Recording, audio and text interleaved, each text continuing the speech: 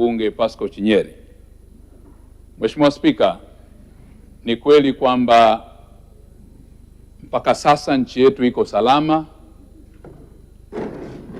Hali ya nchi yetu ni tulivu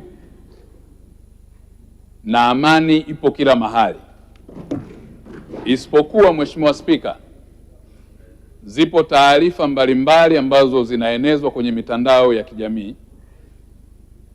Wapo baadhi ya watu wanatumia vibaya mitandao ya kijamii, Mheshimiwa Spika, na kuzua taharuki. Wapo wanaosema kutakuwa na maandamano, na maandamano yenyewe sababu hazitajwi, lakini hata wale ambao wamejaribu kutaja sababu ni zile ambazo serikali imekwisha kutolea suluhisho, mojawapo likiwa la katiba mpya, ipo kwenye ilani ya Chama cha Mapinduzi, na hatua mbalimbali zimekwisha kupangwa za kiserikali katika namna ya kuliendea jambo hilo. Lakini yapo maelezo mengine ambayo kimsingi yamekuwa ni ya kichochezi tu, yanafanywa na watu mbalimbali kwenye mitandao ya kijamii. Sasa hatua mbalimbali zimeendelea kuchukuliwa, Mheshimiwa Spika, kuhakikisha kwamba nchi yetu inaendelea kuwa salama. Moja ya hatua ambazo tumeendelea kuzichukua ni kwamba jambo la ulinzi na usalama wa nchi yetu, dhamana hiyo tumepewa Wizara ya Mambo ya Ndani ya Nchi kwa mujibu wa katiba, maintaining order, peace and tranquility, kuhakikisha kuna amani, utulivu na utii wa sheria. Na jukumu hili, Mheshimiwa Spika, ambalo tumepewa, tumekwisha kuanza kufuatilia viashiria vyovyote vya uvunjifu wa amani kwa yoyote ambaye anapanga kuvuruga amani ya nchi hii kupitia mitandao ya kijamii au moja kwa moja katika jamii yetu. Tumeanza kufanya na kuchukua hatua juu ya maeneo ambayo yamepelekea kuleta matishio ya amani. Moja ya maeneo hayo, Mheshimiwa Spika, yamekuwa tukiyashuhudia kwenye mikusanyiko mbalimbali ya watu ambao wamekuwa wakitoa taarifa zinazohusiana na kuvunja amani ya nchi yetu. Mheshimiwa Spika, Jeshi la Polisi Tanzania siku 3 zilizopita lilitoa tamko la juu ya hali ya usalama kuwa ni shwari, lakini litahadharisha watu ambao wamekusudia kufanya uhalifu wa kupanga au kuandaa maandamano yasiyoruhusiwa kisheria. Kwa hivyo, Mheshimiwa Spika, kupitia nafasi hii, moja ni waelekeze na kumwagiza IGP Camillus Wambura atoe maelekezo kwa ma-RPC wote nchini katika mikoa, ambayo yatashuka kwa wakuu wa polisi wilaya mpaka kwenye polisi kata, kuanza kufanya uratibu wa mipango ya kiusalama ambayo tunayo, lakini kuimarisha zaidi mipango ya kuhakikisha nchi yetu inakuwa salama katika kila eneo, kuanzia ngazi ya kitongoji, kijiji mpaka kwenye kata na mitaa katika kipindi chote cha nchi yetu, katika shughuli mbalimbali ambazo pia zinakusudiwa kufanyika. Hivi karibuni tunatarajia kuwa na ugeni mkubwa, Mheshimiwa Spika, wa katika maonyesho ya Sabasaba, ambapo tunatarajia kupata wageni kutoka nchi mbalimbali. Katika kipindi hiki ndicho ambacho kinatusaidia kujijumuisha katika kujenga uchumi wa nchi yetu. Sasa katika kipindi hiki ambacho kuna chokochoko hizi, hatutaweza kumvumilia mtu yoyote kimsingi ambaye atafanya vurugu za aina yoyote. Ni katika kipindi ambacho tunatarajia shughuli zote za kiuchumi ziendelee, na ninawahakikishia wakulima kama ni shambani waendelee kwenda kufanya shughuli za kilimo, wafanyabiashara waendelee kwenda kufanya shughuli za biashara, wasafirishaji waendelee na shughuli za usafirishaji, watumishi wa serikali na watumishi kwenye maeneo mbalimbali waendelee, kwa sababu tumejipanga vizuri kuhakikisha tunadhibiti uhalifu wa aina yoyote ambao utafanywa katika nchi yetu. Lakini vivyo hivyo, Mheshimiwa Spika, kama kuna hoja za msingi, kwa sababu mpaka sasa serikali haijapata hoja yoyote ya msingi ya kwa nini watu waende kufanya vurugu au kuandamana. Kama hoja yoyote ya msingi ipo, Mheshimiwa Spika, mimi nitasimama kwa niaba ya serikali, nitazipokea hoja hizo zifikishwe kwa waziri wa mambo ya ndani, na popote kwenye mamlaka ya nchi ambapo zitahitajika kufika tutazifikisha huko. Lakini mpaka sasa, Mheshimiwa Spika, tunavyozungumza hakuna hoja yoyote ya msingi ambayo imeelezwa kwamba serikali imeshindwa kuitolea majawabu au kuchukua hatua.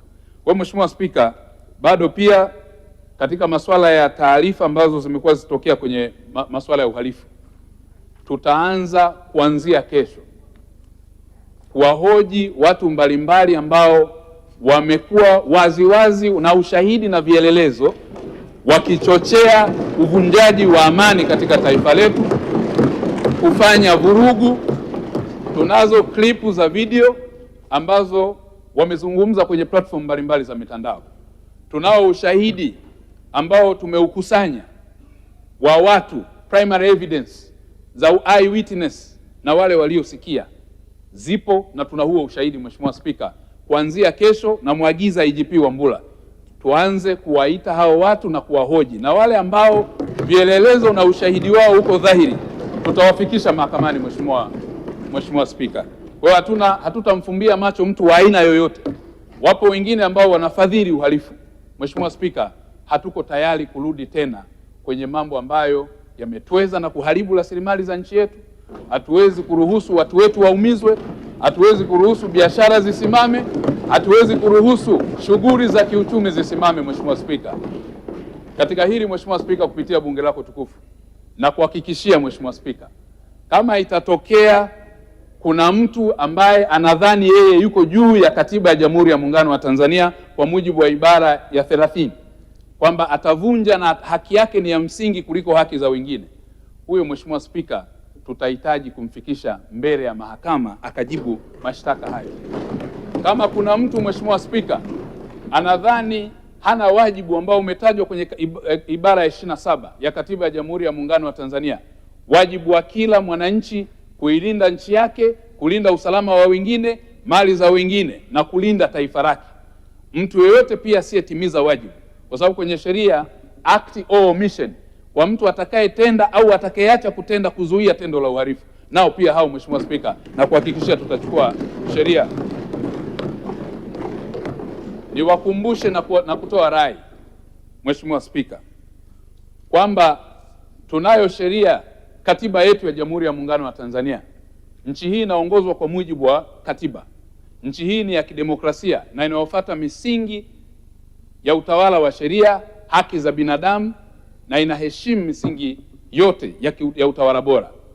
Kwa sababu tunayo katiba ya Watanzania wote, na kwa sababu tunayo sheria ya kanuni za adhabu inahusika kwa Watanzania wote bila kujali ni tajiri au maskini, bila kujali hali au mahali anapotoka, bila kujali hadhi au heshima, hata kama uwe na nafasi, huna nafasi, unawajibika kufuata na kutii sheria. Kwa hiyo hatutavumilia Mheshimiwa Spika kwa yoyote yule ambaye atavunja sheria za nchi yetu. Mheshimiwa Spika, pia kwa sababu ya taharuki hizi ambazo zimekuwa endelea, nitatumia fursa hii pia Mheshimiwa Spika, kwa sababu tumekuwa tukisikia majibizano ya hapa na pale kupitia Wizara ya Mambo ya Ndani ambayo ni custodian wa peace, order and tranquility, kupitia Wizara ya Mambo ya Ndani ambayo tumepewa instrument na dhamana ya kusimamia amani, ulinzi na usalama, na kwa sababu uchochezi wa mambo haya umeonekana zaidi kwenye maeneo ya kisiasa, Mheshimiwa Spika, kupitia bunge lako tukufu, na mwelekeza IGP Wambura asitoe vibali kwa kazi zozote zitakazokuwa zinahusiana na kufanya mikutano ya hadhara katika kipindi hiki kwa chama chochote, iwe Chama cha Mapinduzi, iwe chama chochote kile. Kwa kipindi hiki ni vizuri turudi katika kuwaruhusu wananchi wajenge uchumi wa nchi yao. Ni katika kipindi ambacho tunahitaji kufanya kazi kwa ajili ya kuhakikisha kila Mtanzania, wafanyabiashara, wawekezaji wanafanya kazi yao kwa amani na utulivu. Nafanya hivi Mheshimiwa Spika kwa sababu katika mazingira haya tutakapokuwa tunawatafuta wahalifu, ni ngumu kuchambua wahalifu kwenye mkusanyiko ya watu wengi. Kwa hiyo ni vizuri tujue hata kama hali itaendelea kuwa na matishio haya, kwa sababu wapo ambao wametishia Mheshimiwa Spika, na tumewakamata wengine wana madumu ya petroli, tumewakamata wengine wana silaha. tumewakamata wengine, wapo ambao wanapanga mikakati ya uhalifu. Sasa tukienda kwa hatua hii, tumeendelea kuzuia hata pale Dar es Salaam, Oysterbay na Masaki, baa ambazo hazijafuata utaratibu tunazizuia kwa kipindi hiki zisifanye kazi kwa kufuata sheria ya mazingira, ambayo sisi pia ni custodian wa kusimamia enforcement ya sheria. Maeneo yote katika kipindi cha usiku ambayo yana matishio ya usalama, uchunguzi ukifanyika na ikaonekana kuna tension za kiusalama, naagiza kupitia jeshi la polisi, IGP Wambura na MRPC wote na kamati za usalama, msisite kuwafungia katika kipindi hiki, kwa sababu tunahitaji amani na utulivu wa nchi yetu. Mheshimiwa Spika, pia katika eneo jingine, kwa waheshimiwa wakuu wa mikoa na wakuu wa wilaya, kwa sababu wanabeba dhamana ya kuwa wakuu wa kamati za ulinzi na usalama, niombe sana, lakini pia niwaagize kupitia nafasi ya amiri jeshi mkuu ambao wao wanafanya kazi chini yake kuhakikisha kuna amani na utulivu kwenye maeneo yake, waanze sasa kutengeneza zile timu, na wanajua namna ya kuratibu. Mengine hatutayasema hapa Mheshimiwa Spika, lakini wanajua uratibu na utaratibu wa siri wa kutafuta wahalifu. Lakini pia nitumie fursa hii, wamiliki wa hoteli zote, Airbnb, guest houses na lodge nchini kuanza kusajili kila anayeingia mle ndani kwa kutumia vitambulisho vya NIDA.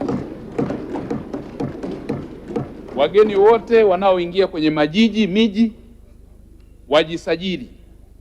Wanapoenda kwenye hoteli yako au lodge tukakuta kuna watu wameingia hawana vitambulisho, hawaeleweki walikotoka, tutachukua hatua dhidi ya mmiliki pamoja na mhudumu. Mheshimiwa Spika, yapo mengine ambayo ni ya ndani sana ya kimedani, siwezi kuyazungumza kwenye hatua hii, lakini kwa sasa itoshe kusema nchi yetu iko salama, tutaendelea kuilinda, amani na utulivu utaendelea kutamalaki katika taifa letu, na hakuna mtu mwingine yoyote kwa mujibu wa sheria tulizonazo atatupangia namna ya kusimamia usalama wa nchi yetu, taifa letu na rasilimali za nchi yetu. Mheshimiwa Spika, baada ya kusema hayo, naomba nikushukuru sana. Sisi tukitoka hapa tunaenda kufanya kazi hii ili kuhakikisha Watanzania wanakuwa salama, mali zao zinakuwa salama, na uwekezaji wa taifa letu unakuwa salama, wawekezaji wanakuwa salama, na vital installation zote, maeneo muhimu ya utoaji huduma za jamii yanakuwa salama. Hakuna hospitali itafungwa, hakuna soko litafungwa, hakuna kibanda chochote cha biashara kitafungwa. Watu watakuwa salama. Mheshimiwa Spika, asante sana Mheshimiwa.